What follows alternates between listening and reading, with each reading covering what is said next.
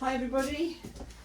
At last, a kiln unloading with glaze work. It's been a long road to get as many pieces done as I have done, and I'm sure most of you know that we've got a pottery event here this weekend, so it was really important to try and get these pieces out so I can get them recorded and get them priced up.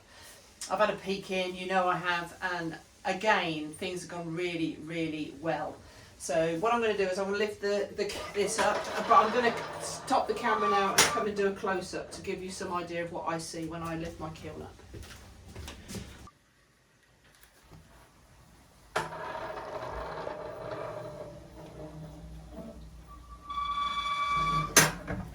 So, some great pieces in here again. Down there I've got my new little oil burners and some more mugs, and there's another layer below the two lamps. Right, let's have a proper look. Okay, straight away I can see a piece that really stands out.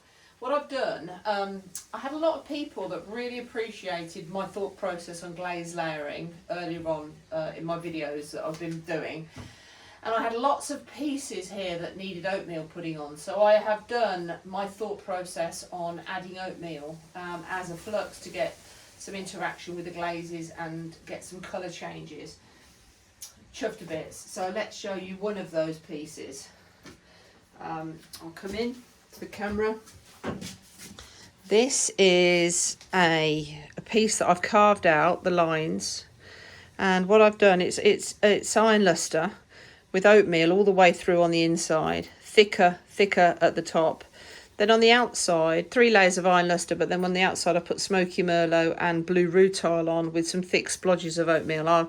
As I said, there is a video showing this, but just look how that piece has run down those calves. Love it. So what else have we got? If we carry on looking at that iron luster idea, I've got 2 mugs here where I have left the iron luster on the inside, and then I put a thick top layer of oatmeal, and obviously oatmeal splodged around the outside. And it's just brilliant how oatmeal reacts with iron luster. We've got a lovely little reaction down on the handle. That's beautiful. Very, very pleased with that. And I know I've got another one in this little top section here that was a chattered piece. I've done exactly the same. This was a chattered piece with the iron luster, and I know that I have got on here blue rutile band and smoky merlot to give some little bits of different definition. I've left the insides clear.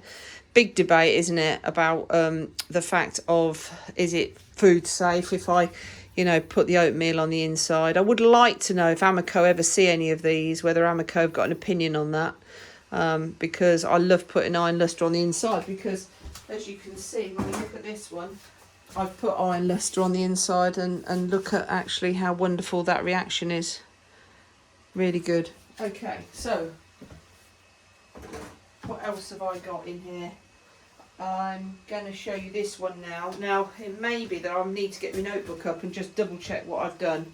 Yes, I was right with this one. So this is the 3 layers of obsidian with 2 thick layers of indigo float, and then a top layer of seaweed and a little bit of oatmeal.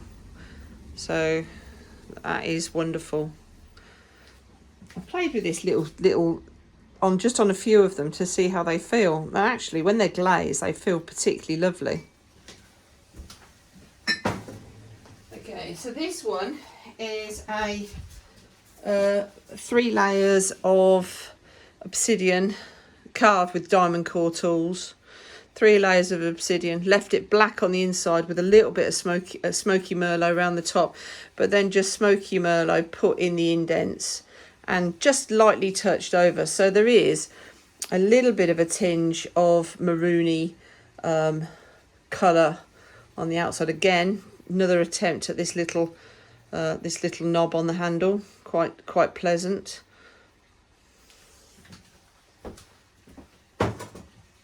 And then the last mug that's on the top one is going to be textured turquoise on the inside and copper, ancient copper on the bottom with a band of oatmeal, just so that I have a bit of movement. I was a bit worried because before, when I've had a cracked big piece, there was lots of discussions about doing a slow fire for glaze. So this is what I've done. I've done no hold, but it is just a slow fire, so a slow cool, just the natural cool down. And actually, my ancient copper, that's on the top shelf, but it did go to a cone 7 again, or a 6.5 to a 7. So, so the ancient copper on the bottom of there is brilliant, isn't it? So, some new things. Because of the show, I wanted to have some small pieces, so I did about 25 trinket bowls, all different shapes, different glazes, and then I did 8 oil burners, which I thought would really, really work. So if I show you one of these from lower down, and give you an idea, again, that is, again, the iron luster, bands of smoky merlot, blue rutile, smoky merlot, blue rutile, and the top bit all glazed to there, oatmeal to there, and then let's see where it runs. So if I go and get one of these, you'll see what I'm trying to do. It's the first time I've ever done this. I've had these sitting here for ages, but I was really keen. So there you go. That just sits in there. And I investigated and I bought, because I was going to do these for myself, candle oil. So I wondered what you burnt, and this is candle oil, quite expensive, but what it means, it doesn't burn with smoke, it burns with a flame. So I've done 8 of these. I mean, I've just, anybody that comes this weekend or just sees my work, just with how glaze reactions are, they're just stunning. So pleased. So let's have a look at those. I did very simple, just 3 coats of obsidian, and then 1 coat, maybe 2 coats actually, of cosmic tea dust. I was going to put some seaweed on the top, as I've done in the past, but I thought, you know, let's just leave that and see what it's like as a dark piece. And again, because of this lovely reaction with the cosmic tea dust, especially in the grooves, that is really good. I love my diamond core work, and it is so simple to do. It's just making sure you mark it up properly, and you have a go. So that's really good.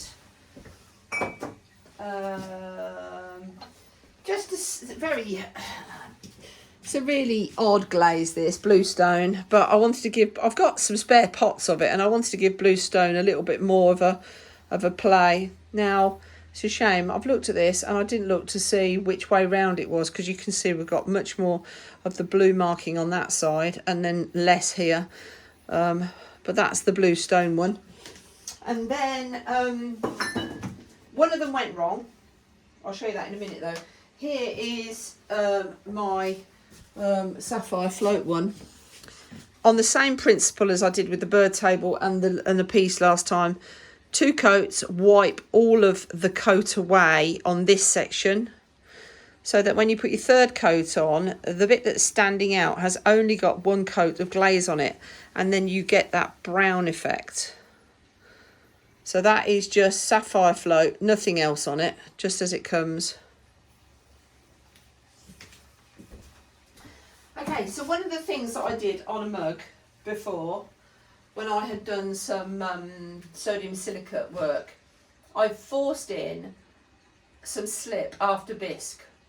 I've got some coloured slips, so I forced it in after bisque, wiped it away. It's a bit painful to do, but then the aim is to put a celadon over the top. So I've done 3 of those, one of which is a celadon colour I made myself, because I added a little bit of clear and storm to my true celadon, and it really worked nicely. So let me show you the first one.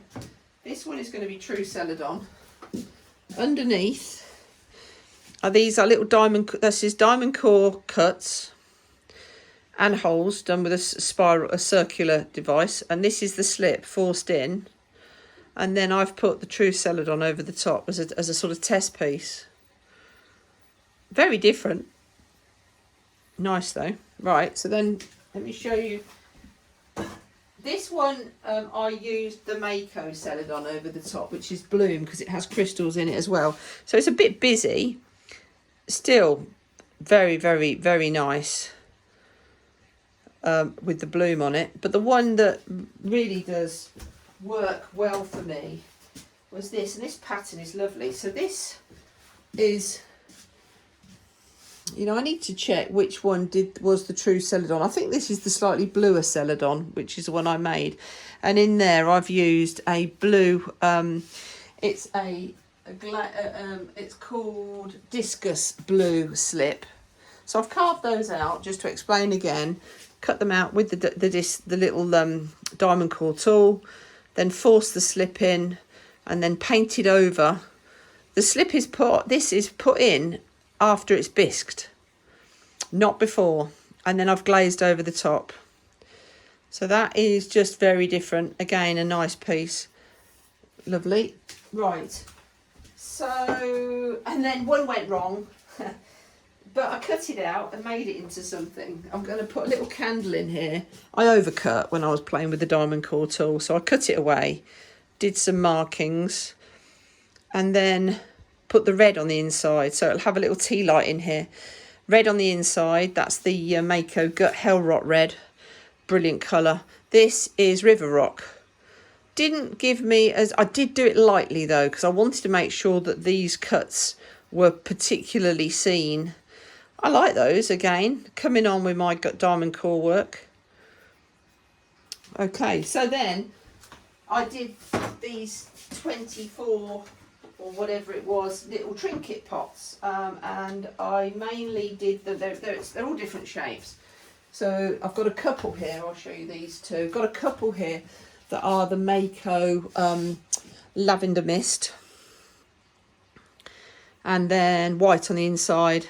Arguably, I kept it light for the crystals at the bottom. Probably, it's not a runner, is it? Probably would have been happier to have that a bit thicker at the bottom. Maybe I put 2 coats on and actually forgot, which is, it could easily have happened with how much I was glazing.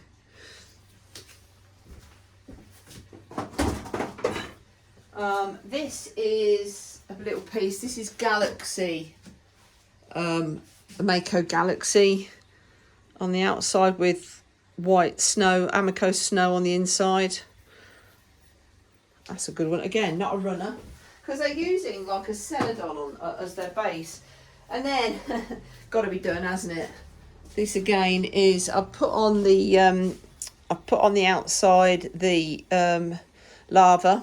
What's it called? She says light magma. Again, a Mayco colour. And then this was the Terracolor Gut Orange, which is a Scava glaze. And I put blotches of the magma on the top, and then we get this fantastic run coming down on it, and I'm getting this lovely yellow pattern, but of course this great part, the bottom where the glaze is sort of globuled up, so that's worked really well. Okay, let's take off the let's take the first half. I'm glad I bought these half kiln shelves. I might just pile them up, half kiln shelves, because it's really helped me with these because of the 2 big pieces that I've done. So let's have a look at the 2 big pieces first, shall we? We've got 2 lamps, the lamp bases. Oh, nice. I've actually, with a slow, that's really interesting, with a slow fire, it's almost gone past the crystals and gone all that shiny copper, and you know, isn't textured turquoise just amazing? This was a slightly different finish for me with the diamond core. I left more gaps between, and that's worked beautifully. And if you'll see on the other video, I only put a very, very, very minute thin band of oatmeal, an inch above the overlap, And what's good about it, it's not run all the way to the bottom, which is what I wanted to stop this time. So my copper has got lots of copper area, and the overlap has just got this run with the oatmeal of about 1.5 inches. Let's have another look then at the other one, which is a taller piece. Again, these are going to get the electric, well, the electrics will go with them. The customer does that themselves, but we will put in the light fitting to show people. I'm so pleased with those. I've really pulled that off now, and I'll put this, if you remember, the first one's warped, so in this one, these ones, I put this slab on the bottom to hold it in shape, and that's worked absolutely brilliantly. Okay, so I did some, let's look at the last little piece on this shelf, the rest of the little piece, and this again is the little piece which is Celadon Bloom.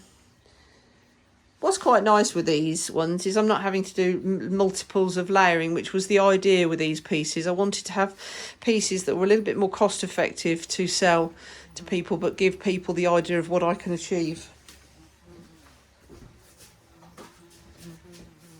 Now, I am going to just stop the camera because I've got a wasp in here and I got stung badly yesterday.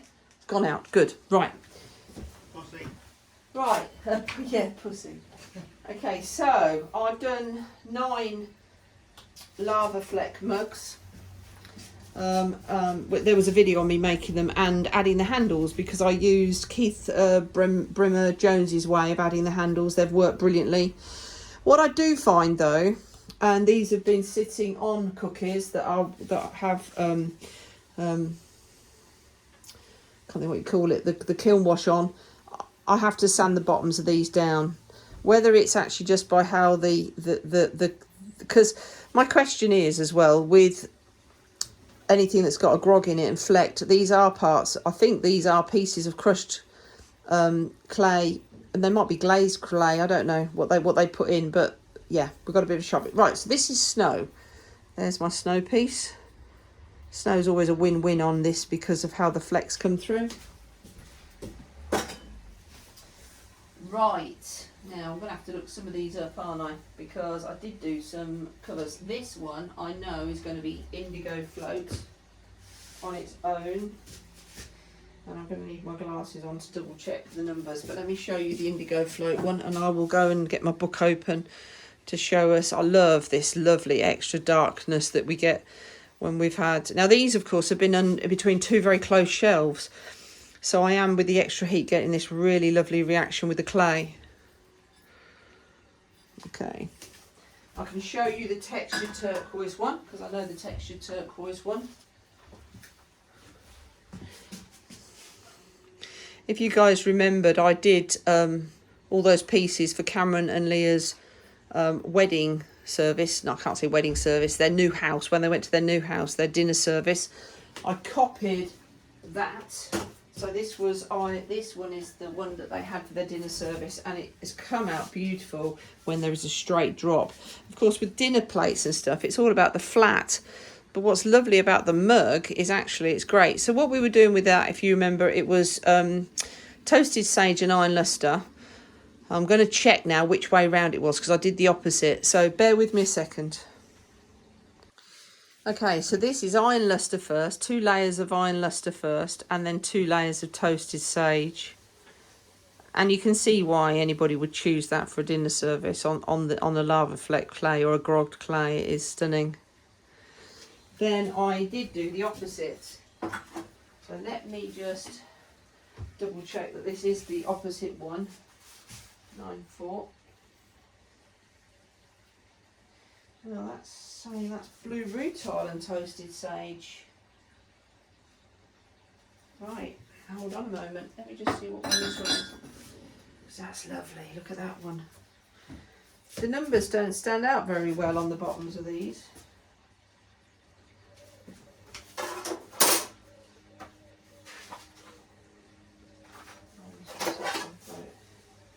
So that is great. I like the darker. That's iron lustre and then sapphire float on the top.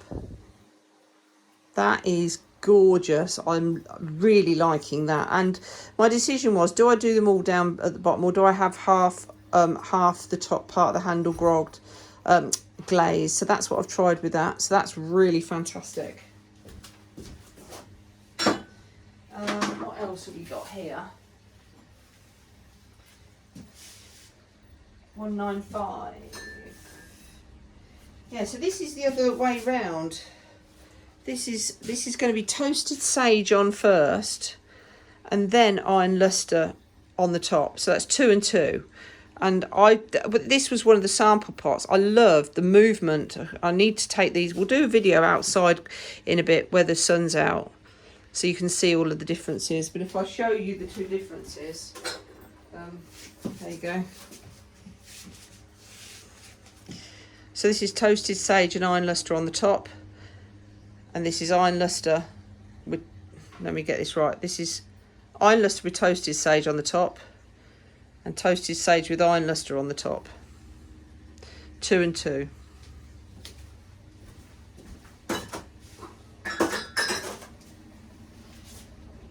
I have a pot that's got, yeah, that was what, I can't remember. I did 3 layers on that, but clearly this was an underglaze.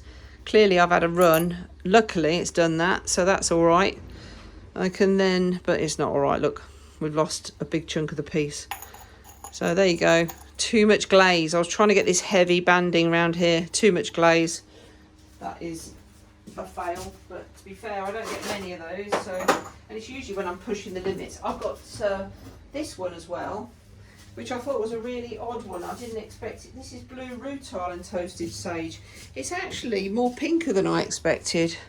So that's 2 layers of blue rutile with 2 layers of toasted sage on the top. And then the ones that I did, when I did the raku course, I did quite a lot of taped work, and I thought I should be doing that with these. So this is lovely. This is blue rutile and snow. Let's have a look at this.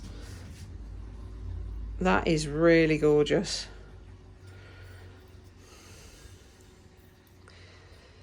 Blue rutile on its own is really got some gorgeous colour in there, hasn't it? And then the other one I did was Norse blue, which is a Mayco colour and snow. I hadn't tried that on the top of a grogged clay, but again, lovely. That mug's not as nice of shape to me, if I'm being honest with myself. Very critical when I was trying to make them all the same. Nice. I'm running out of space, guys. So I'll pause it. I'll just clear this layer off and come back to you. I've just taking it off the stand because I just want to show you how lovely these little pieces are looking. These are the trinket pieces that I've done. Brilliant. Absolutely chuffed to bits with them. What a great kiln. Right, let's pop you back on there and we will have a look.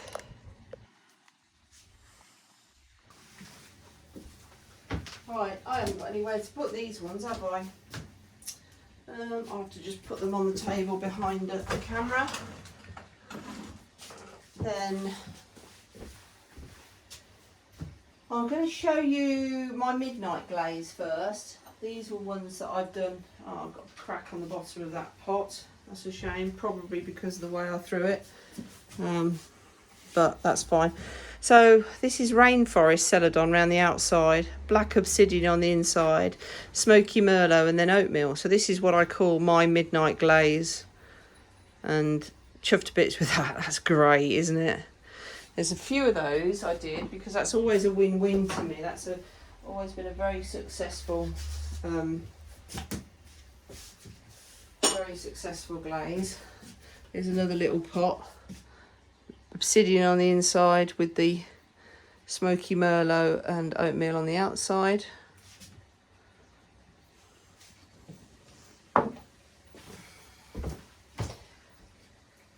Another one.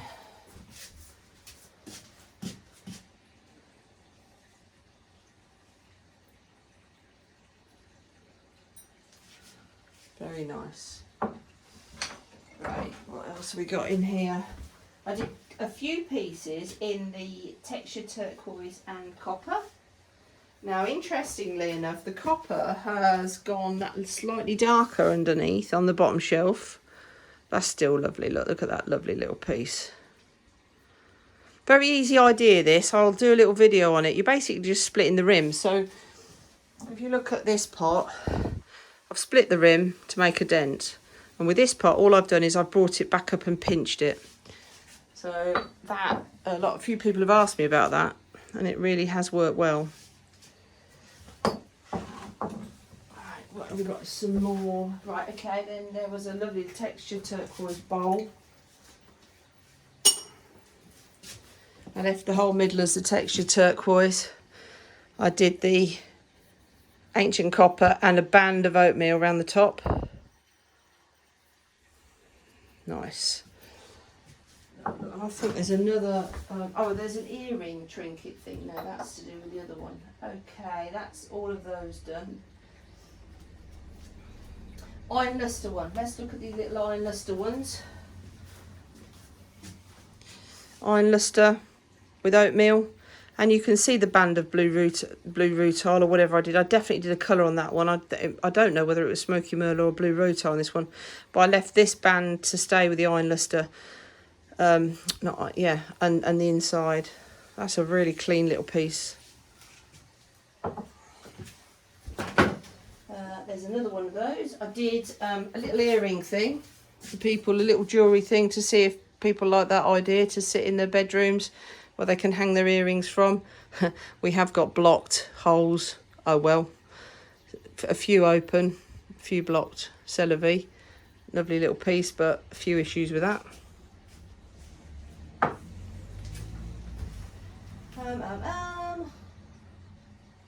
Okay, the next two I'm going to bring out are the ones that I've done and I've copied, which is the snow with the palladium on the top. Both. Both cool. What a fantastic kiln unloading. I'm absolutely over the moon on the results I've got. My consistency now is, you know, spot on. Very happy. Just shows you, if anybody goes back and has a look, you know, everything, all my thought process for the last 2.5 years has been on video, or 2 years has been on video. Oh, we have got another piece that is done in the midnight skies. So let's just show you that one with the rainforest, and then the, could have done a third coat of the rainforest, or I've done them thin, maybe. I like that. I do like that. Love seeing pottery through at the bottom as well.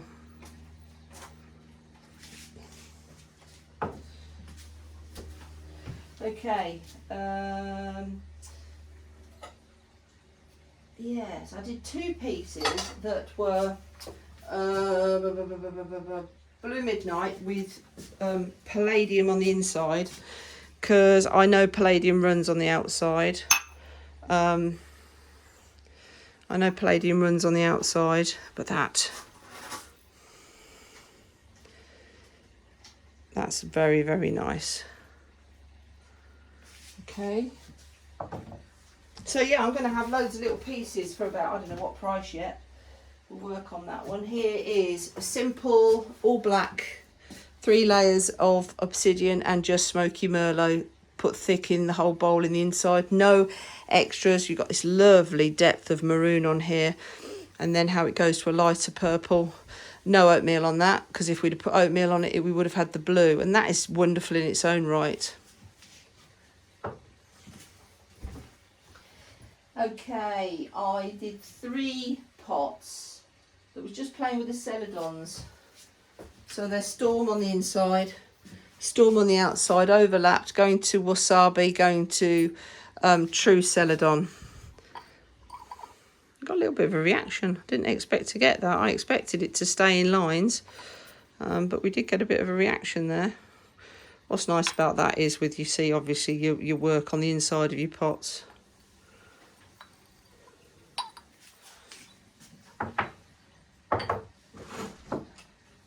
Right, not many left now. What we got? Weird. Okay, well that's weird, but it was that was a test piece. That was my light magma with a Norse blue over the top. So I got the magna effect with a little bit of a different colour, but not as much as I'd have hoped for. When you consider that, she says looking for it, that is the Norse blue over the, you know, over that clay, and that's how I've got that reaction with the magma. Different.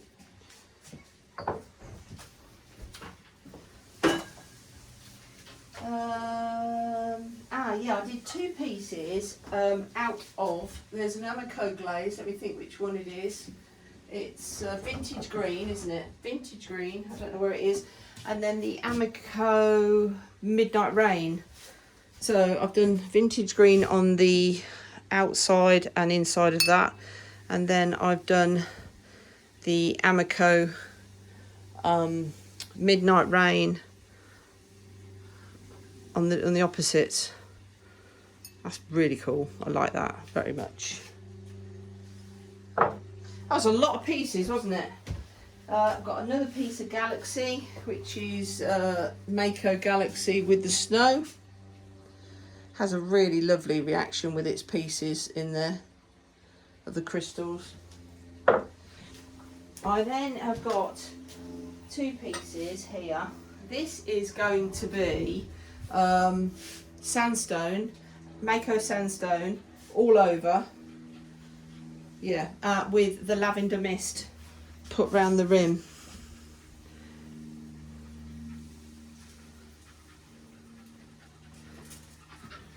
The dog's just come in to see me.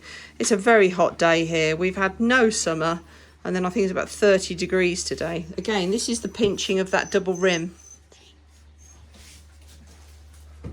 I'm running out of space. What have I got left? I think I've got 2 more. Okay, just left one as a plain true celadon. Interestingly enough, the true celadon has actually bloomed a little bit. I can see some marks on there, but just left this as a simple true celadon. And then one more piece, which is back to the light magma and the gut hellrot red from Terracolor.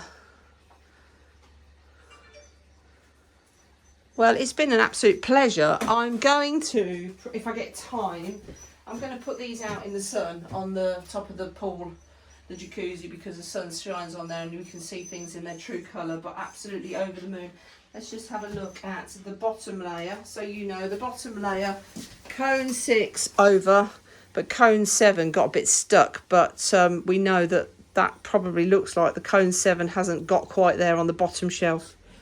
So the hotter in this one was up higher up. But great, thank you very much for watching and being with me. I will definitely probably do some more stuff showing these in the daylight, but it's been a joy. Hope to see you soon. Bye bye.